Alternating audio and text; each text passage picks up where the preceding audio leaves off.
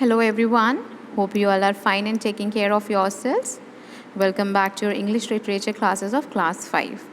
So student, in the previous videos we have completed lesson number 1, 2 and 3, and so far we have completed 2 poems also. Right? Now today I am going to start with lesson number 4. I hope the previous chapters are clear to you. So I request everyone to take out your books and open page number 57. So here it is. The name of the lesson is Meeting Miss Trotwood, and it is lesson number 4. The name of the lesson is Meeting Miss Trotwood, and it is lesson number 4. Now, Meeting Miss Trotwood is a chapter about David Copperfield, right? And who is Miss Trotwood? Miss Trotwood is the aunt of David Copperfield. Now, David Copperfield is a very famous character by Charles Dickens. And Charles Dickens is one of the very famous writers of Victorian era. He is considered to have written a lot of well-known books till date, just like Shakespeare, right student? Shakespeare is also a very famous writer. So Charles Dickens is also a very famous name in English literature like Shakespeare. So there is this chapter that is an adaptation from his novel about David Copperfield. Now, it is believed that David Copperfield was a character that Charles Dickens created in order to depict his own life, means the type of small autobiography about his own life. So, and it tells how the life of this kid began. Okay. And in this chapter, Charles Dickens created in order to depict his own life with the help of the character David Copperfield. Okay, student? So now let's just begin with the story. First of all, here in your book, a small work is given. Think of your favorite grown-up. On a sheet of paper, draw a quick sketch of person and write 3 words that describe the nature of the person. Compile all the portraits created in the class and create a display chart. So as lockdown is going on, you are not able to come to school. So what you all need to do is you all have to take out your copies, and then you do not need to draw the picture. You can write down the name of any of the person to whom you like very much when you were kid. The qualities, 3 qualities you have to mention about that person which you like most. Okay, this thing only you have to draw in your fair notebook. No need to draw the picture. Okay, because I know you all are small and you cannot draw the sketch or picture of any person. So you can write down the name of that person to whom you like when you was young or when you was kid, and you have to describe 3 qualities of that person as well which you admire most. So now starting with this. Although his father had died, David Copperfield lived happily with his mother until she married to Mr. Murdstone, not a kind man. Mr. Murdstone's equally unkind sister came to live with them. Then David's mother passed away as well, and Murdstone and his sister continued ill-treating David. So student, the mother of David Copperfield died. Until she was alive, he used to live happily with her mother. But when the mother of David Copperfield died, the father of David Copperfield, Mr. Murdstone, he married to another lady, and they ill-treated to David. Okay. They made him work in a factory instead of sending him to school. So when you are a kid or when you are in young age, what you all are doing, you are going to school, you are learning new things. But just because his stepmother came, she used to send him to the factory instead of sending to school. She used to send him to the factory to do the work, and they are treating David very badly. Okay. So David went in search of his only living relative, his aunt, Miss Betsy Trotwood. So the name of his aunt is Miss Betsy Trotwood. Okay. Now I hope you understood the title of the story, Meeting Miss Trotwood, why it is given. just because David went in search of his only relative, that is Miss Betsy Trotwood. Finally, after walking a long distance, he reached her house. Let's read the story to see what happened the next. Okay. So when David reached at the house of his aunt, what happened next? That we are going to read in the story. And this is a very interesting story. So I hope you all will pay attention towards the story. So I'm going to start with the first para. I had walked every step of the way, sleeping under haystacks at night. Fortunately, it was summer. So what David is saying now? That I had walked every step of the way, sleeping under haystacks. What is the meaning of haystacks? Haystack is a huge pile of grass that is used to feed animals.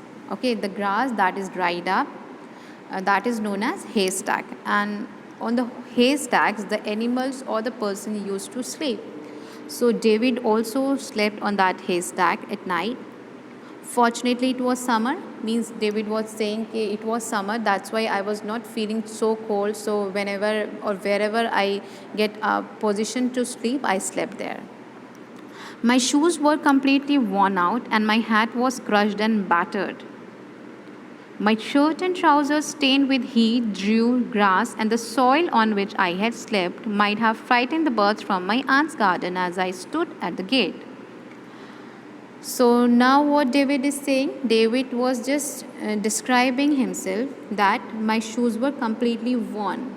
Okay, and my hat was crushed and battered. Battered means shabby and damaged with use. Means he was using the hat from last so many years, so that's why the hat was shabby. And his trousers and shirt was stained just because he was coming from a long distance. So the dirt, the heat, the grasses, all that stuck on the shirt and trouser of David. So the appearance of David was very bad this time. So the birds, which are on aunt's garden, they just frightened up by seeing David's look. My hair had known no comb or brush since I left London. So when he left London, from that day onwards till he reached to his aunt, uh, his hairs were not combed. Okay, then you can understood what is the situation of a boy and what is the appearance look like. So in this condition, I waited to introduce myself to my aunt. So standing at the gate of the aunt house, he was just waiting. As I stood there, a lady came out of the house with a handkerchief over her cap and a pair of gardening gloves on her hands. So when David was waiting there, a lady came, and the lady was having a hat on her head and the handkerchief also on her head and a pair of gardening gloves. Means she used to do gardening also. So she was doing gardening something, and when David came at the gate, she left that gardening and then she came and stand there. Whenever anyone come to your house or to your gate, you also left all the works whatever you are doing and you are just running towards to see who is there, right? In the same way David aunt came. Now what happened next? I was sure she was Miss Betsy from her work. So when first David looked at the aunt, he was very sure that okay, she is my aunt Miss Betsy Trotwood. For my mother had often described her to me. So David's mother described about Miss Betsy Trotwood when he was kid. So by the look or the appearance, David can analyze or he just noticed that okay, she is Miss Betsy Trotwood, because whatever the description David's mother has given to him, with that description, he find out that okay, she is my aunt. Go away, said Miss Betsy, shaking her head. Go along, no boys here. So what Miss Betsy said after seeing that boy? Because for Miss Betsy, the boy was unknown. The boy was unknown in a poor condition. So what she said? She said, okay, go away from here. No boys allowed here. Because if you also saw any stranger in your home or at your homes, you also will say, oh, who is this? Go. Like in the same way, Miss Betsy said this. I watched her as she marched to a corner of the garden and then I went softly and stood beside her. So after listening these words, David just entered in the house from the gate.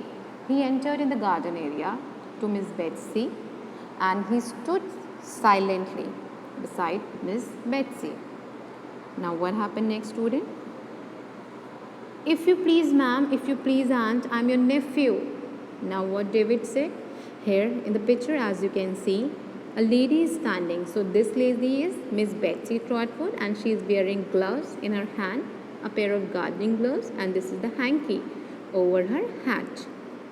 And here, as you can see, this is a boy, David Copperfield, and you can see the condition of clothes of Copperfield as well as the hat also. Okay, so what he said?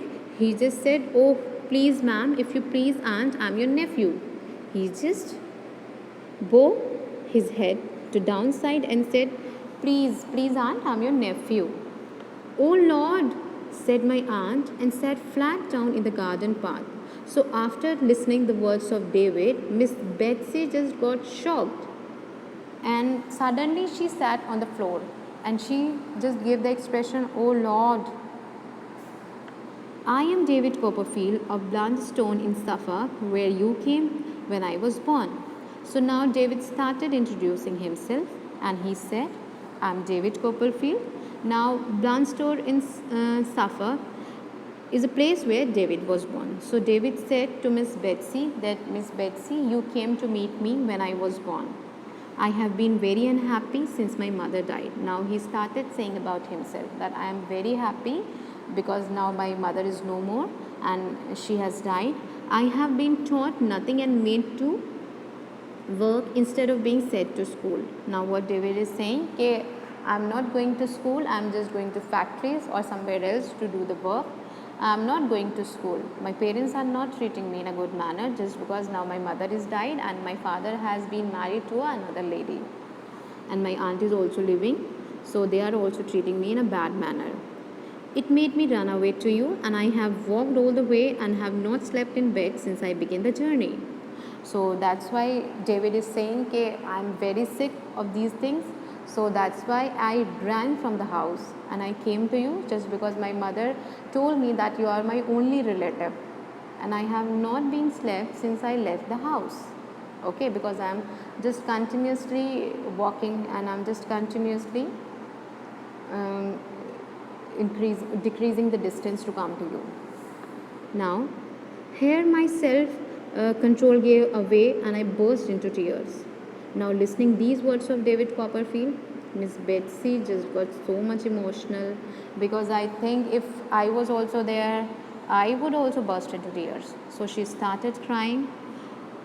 My aunt got up in a great hurry, and took me into the house. So what Miss Betsy did, she started crying, and afterwards she just stand up from the floor. As listening to my words, she sat on the floor, but again listening to my words, she just stand up, and she just took me to the house. Okay. The first thing my aunt did was to give me lots of strange tasting tonics. Then she heated a bath for me. So what happened next, student? The first thing what auntie did, she gave a lot of strange tonics. So strange tonics are medical liquid taken to feel healthy and full of energy, right? I guess some of you are taking tonics also whenever you are feeling ill, or some healthy tonics or some calcium tonics, likewise iron tonics doctors are giving. So in the same way, aunt feel that David is not healthy at all. So first of all, she gave David the tonics. And afterwards, she heated a bath for me. Means she arranged the thing for taking the bath to David. After that, she gave me a shirt and trousers belonging to Mr. Dick, a nice old man who lived in my aunt's cottage, covered me with 2 large warm shawls, and led me to a soft, comfortable sofa where I fell asleep. So afterwards, when I took bath, she has given me a pair of trouser and shirt to wear. The pair of trouser and shirt belong to Mr. Dick. So who is Mr. Dick? Mr. Dick is an old man who lived in aunt's cottage. He is doing some household work there. Afterwards, she covered me with warm shawls, and after that, she led me to a sofa in a comfortable position, and after lying on that sofa, I fall asleep. Okay. So student, today we will discuss till this paragraph only. In the next video, we'll continue the story from this paragraph. I hope you all are enjoying the story. So what is your homework? In homework, you have to read the story. Okay, you have to do practice for reading. Right, student? Okay, now in the next video, we'll meet again. I hope you all have understood. Now in the next video, we'll meet again. Till then, all of you stay home, stay safe and take care.